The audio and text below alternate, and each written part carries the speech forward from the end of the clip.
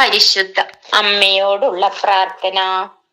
പരിശുദ്ധ അമ്മേ മാതാവേ, എന്നെയും എന്റെ കുടുംബത്തെയും അവിടുത്തെ കരങ്ങളിലേക്ക് സമർപ്പിക്കുന്നു.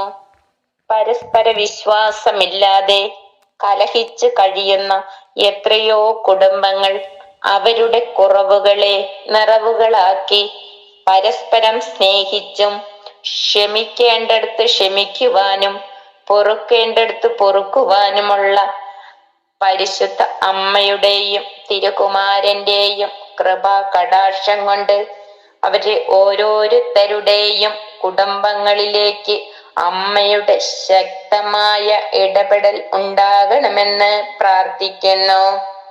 പരിശുദ്ധ അമ്മേ, ഓരോ മാതാപിതാക്കളെയും മക്കൾക്ക് വഴികാട്ടികളായി തീരണമേ. പരിശുദ്ധ അമ്മേ, പ്രത്യേകിച്ച് ഈ കാലഘട്ടങ്ങളിൽ യുവജനങ്ങളിലേക്ക് സാത്താന്റെ കുടില തന്ത്രങ്ങളിൽ വേദന അനുഭവിക്കുന്ന എത്രയോ യുവജനങ്ങൾ നശിച്ചുകൊണ്ടിരിക്കുന്നു.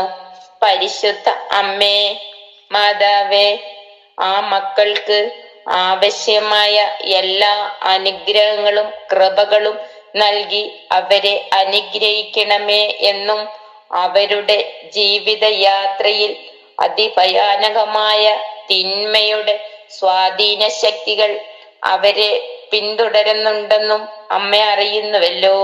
അമ്മേ, അവർക്ക് ഓരോരുത്തർക്കും ഇപ്പോൾ അമ്മയുടെ ശക്തമായ ഇടപെടൽ ഉണ്ടാകണമെന്ന് പ്രാർത്ഥിക്കുന്നു.